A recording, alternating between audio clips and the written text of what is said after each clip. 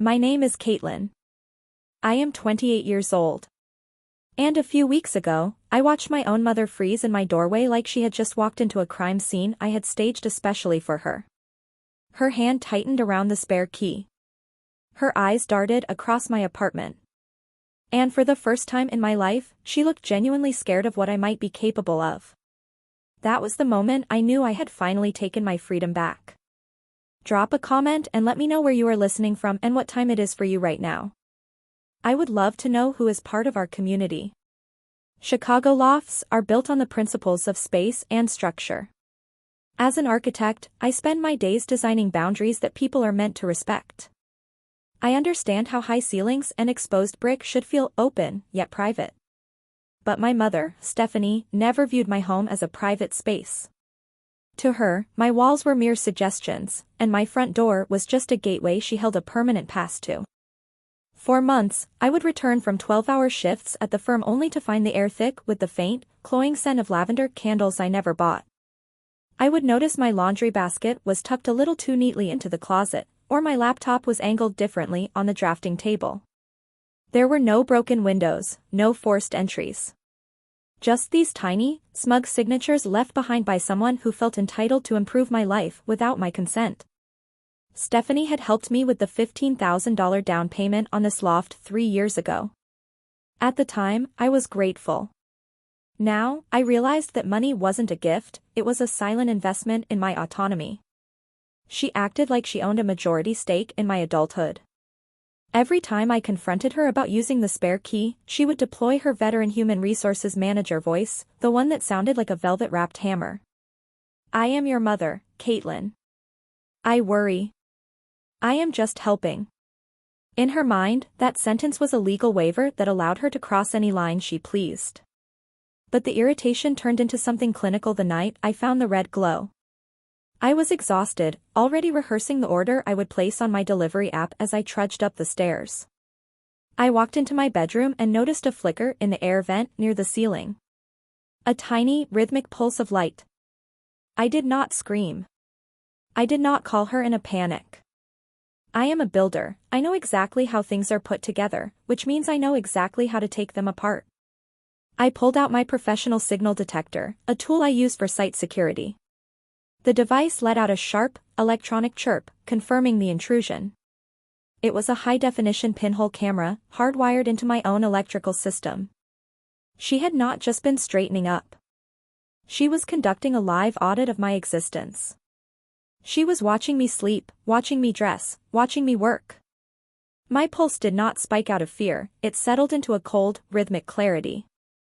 This was not about casseroles or cleaned counters anymore. It was about the fact that my compassion had been a luxury she had overdrawn for years. I did not rip the camera out. That would be reactive. I walked to my server closet and pulled the main fiber optic cable, plunging the feed into darkness. I sat in the silence of my Chicago loft and watched my phone. 3 minutes later, a text appeared. Katelyn, is your internet down? I was trying to send you a link and could not reach you. I stared at the screen. She wasn't even pretending. She was tech support for my own surveillance. I did not answer. I did not cry. I simply opened my laptop and started a new spreadsheet. I did not title it Revenge. I titled it Audit. This was not a family drama. It was accounting. And my mother was about to find out exactly how much she owed me for the privacy she had stolen. I stared at the blinking cursor on my spreadsheet, the blue light of the laptop reflecting in my eyes like a cold diagnostic tool. This was not a breakdown, it was a calculation. For 28 years, I had been the silent investor in Stephanie's version of a family, providing the emotional capital while she managed the narrative. I looked at the cell labeled, Initial Investment, $15,000. That was the down payment she had gifted me for this Chicago loft. At the time, I thought it was a bridge to my independence. Now, I realized it was an anchor designed to keep me within her reach. In her mind, those $15,000 functioned as a lifetime management fee. Every time she walked in unannounced, every time she rearranged my furniture or commented on my diet, she was just checking on her asset. It was a transactional love, a subscription service where I paid for her worry with my privacy.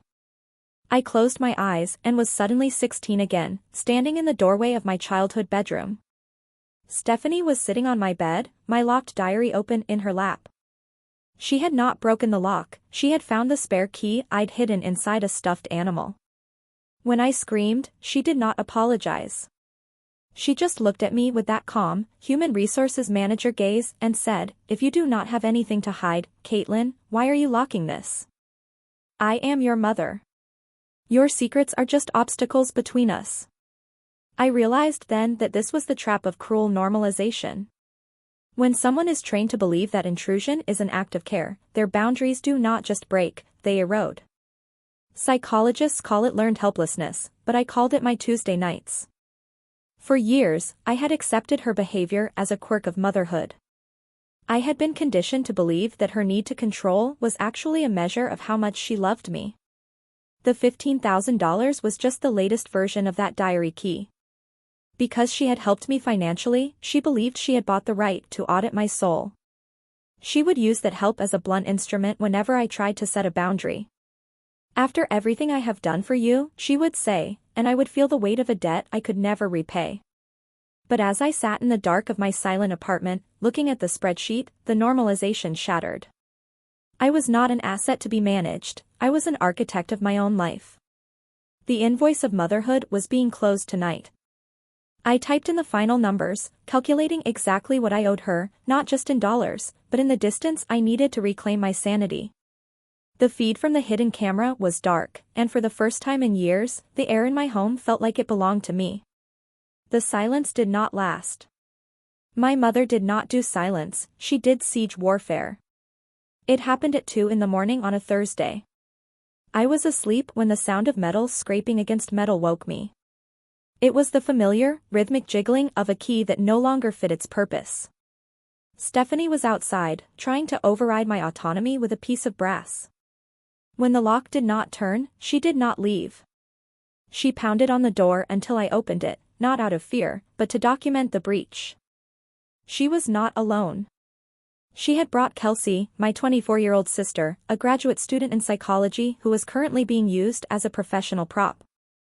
"Do you have any idea how much you have hurt your mother?" Kelsey started, her voice rehearsed and clinical. She was using her therapist voice, the one she saved for difficult clients or, apparently, family members who refused to comply. "This is not just about a lock, Katelyn.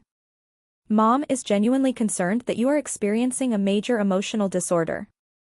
Your sudden need for isolation is a red flag for a detachment crisis." I leaned against the doorframe, watching them. I did not feel anger, I felt like I was watching a poorly scripted corporate training video. My sister was not there as a sibling, she was there as a diagnostic tool. Stephanie stepped forward, her face a mask of wounded righteousness. "Enough with the games," she snapped, the worried mother facade slipping to reveal the human resources manager underneath. "I co-signed the lease on this car you are driving. I handle the $450 a month in payments. If you do not give me a working key to this apartment right now, I will report that vehicle as stolen by tomorrow morning." It was a textbook move. When emotional manipulation fails, pivot to financial coercion. My mother viewed our relationship as a series of accounts receivable. She had invested money, and now she was demanding her dividends in the form of total access to my life. "The car is a line item," I said, my voice as flat as a balance sheet. "The down payment was a contract. You are threatening to liquidate my transportation because I have restricted your access to my bedroom. Is that the current exchange rate for your love, Stephanie?" She flinched at the use of her name. Kelsey tried to intervene again, talking about cycles of trauma and hostile communication patterns, but I was not listening to the theory anymore. I was looking at the reality. My mother was willing to leave me stranded in the city to maintain her position as the primary observer of my life. "You have until Friday," Stephanie hissed, ignoring Kelsey's attempt to de-escalate. "A new key, or I call the bank. Choose your independence or choose your car. You cannot have both." I watched them walk toward the elevator. I did not feel a need to apologize.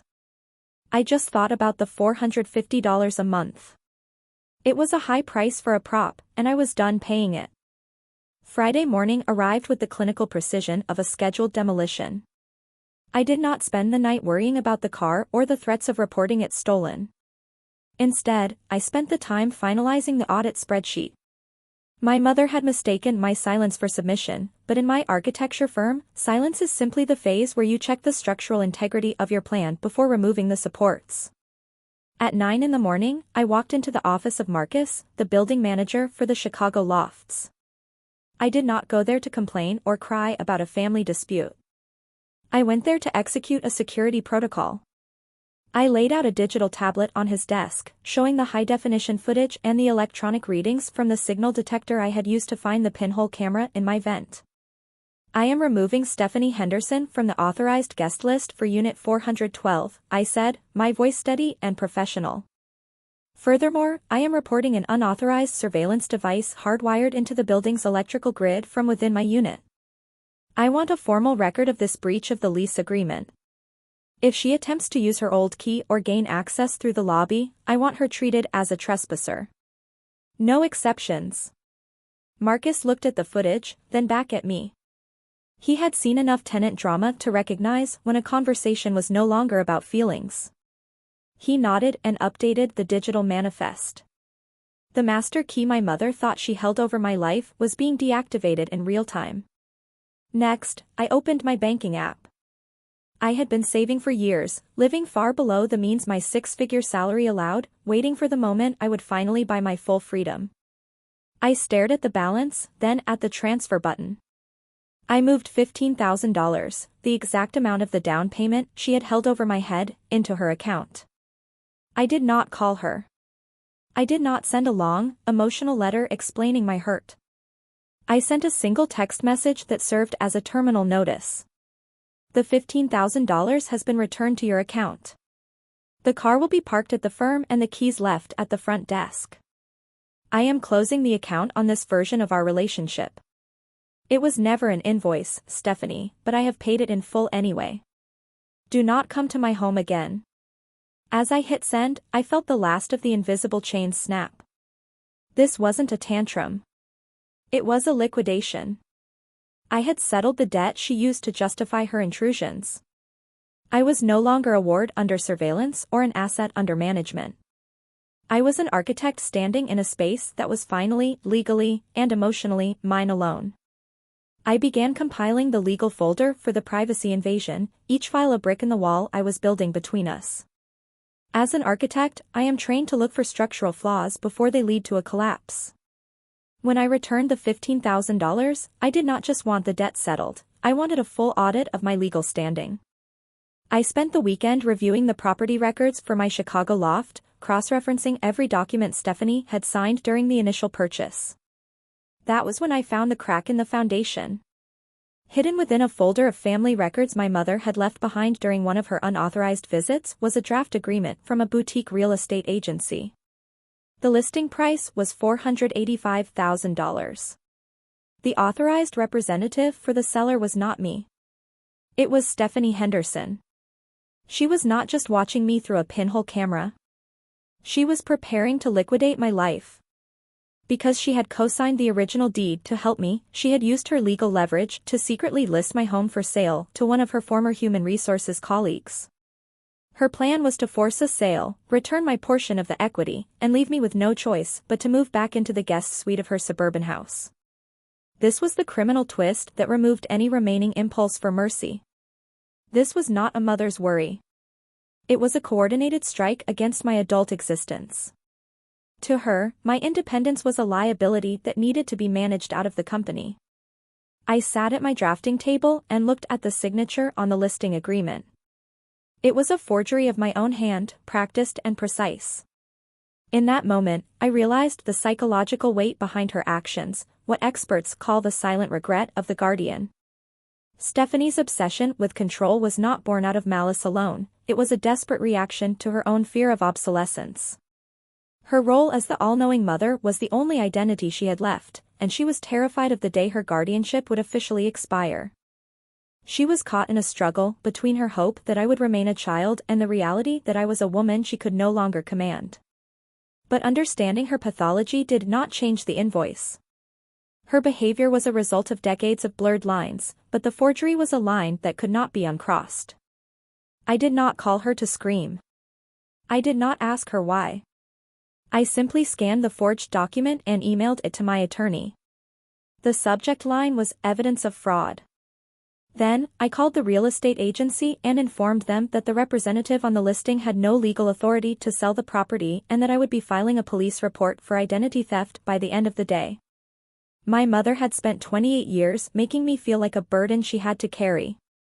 Now, she was about to find out what happens when that burden decides to stand on its own 2 feet and walk straight into a courtroom. The audit was complete. It was time for the final settlement. The invitation was a calculation, delivered with the same professional detachment I used for a structural report. I sent a text at 10 in the morning on Tuesday. I found the real estate documents you wanted, Stephanie. I am ready to sign everything over. Meet me in the lobby at 5 in the evening to finalize the paperwork.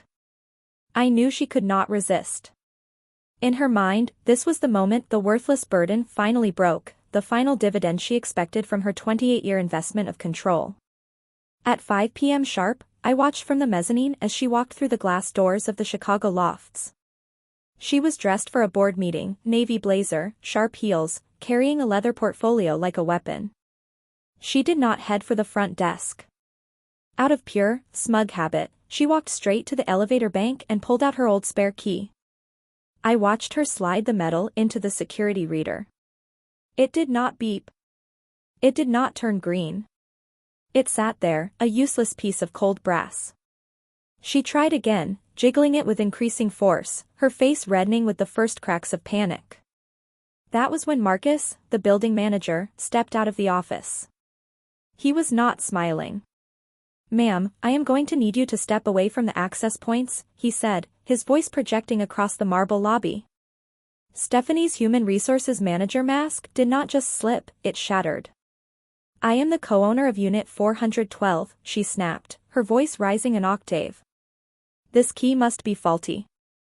Fix it immediately." "You are not on the authorized guest list, ma'am," Marcus replied, loud enough for several of my neighbors, partners at major law firms and executives, to stop and stare while checking their mail. "You are currently attempting to gain unauthorized entry to a private residence. If you do not leave, I will be forced to call the Chicago Police Department." "I am her mother," she screamed. The sound echoed off the high ceilings, sharp and ugly. "I co-signed that deed. You cannot keep me out of my own investment." She looked at the neighbors, her eyes red and desperate, trying to find an audience for her manufactured victimhood. "Look at this. My own daughter is treating me like a criminal after everything I have done for her." I walked down the stairs slowly, my footsteps rhythmic and calm. I did not feel a pulse of pity. I felt the detached satisfaction an architect feels when a building is finally condemned for irreparable safety violations. I stopped 10 feet away from her. "You are not being treated like a criminal because you are my mother, Stephanie," I said, my voice clinical and clear. "You are being treated like one because you forged my signature on a listing agreement to sell my home without my legal consent." The lobby went silent.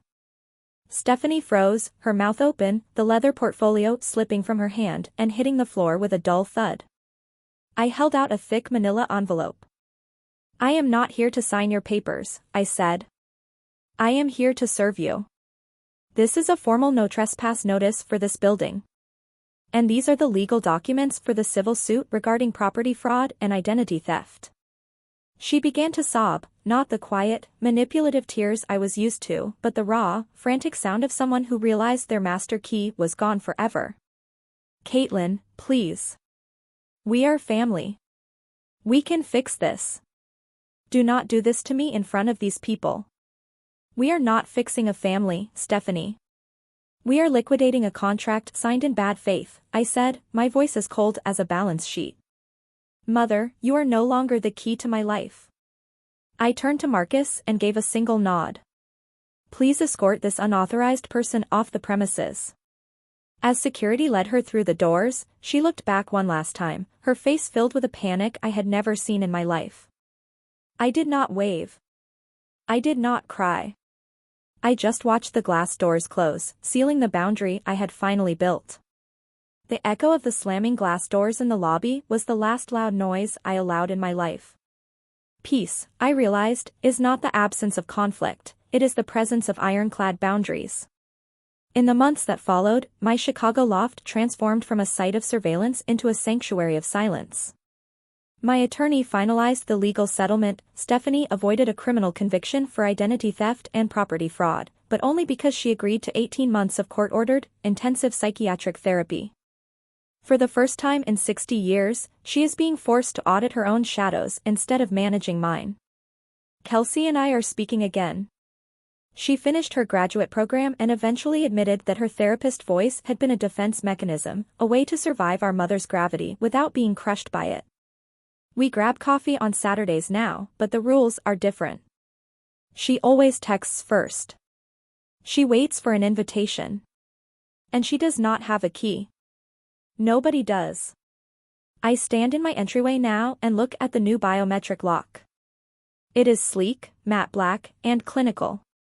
It does not use a brass key that can be copied, found in a stuffed animal, or held over my head as a debt. It only recognizes my thumbprint. There is a profound, architectural beauty in a door that only opens for its rightful owner. To those of you listening who are still sleeping with one eye open, wondering when a parent will turn the key to your life without asking, this is for you. You are not a project to be managed. You are not an asset under permanent surveillance. You are the architect of your own space, and your no is not an opening argument, it is a complete sentence. Sometimes, the most loving thing you can do is become a stranger to those who refuse to see you as an adult. You deserve a home where the only footsteps in the hall are the ones you invited. You deserve a life that belongs to you, and you alone. Do not ever let anyone cross your boundaries, even when they claim to do it out of love. If this story gave you the strength to claim your own freedom, hit that share button and let someone else know they have the right to lock their door.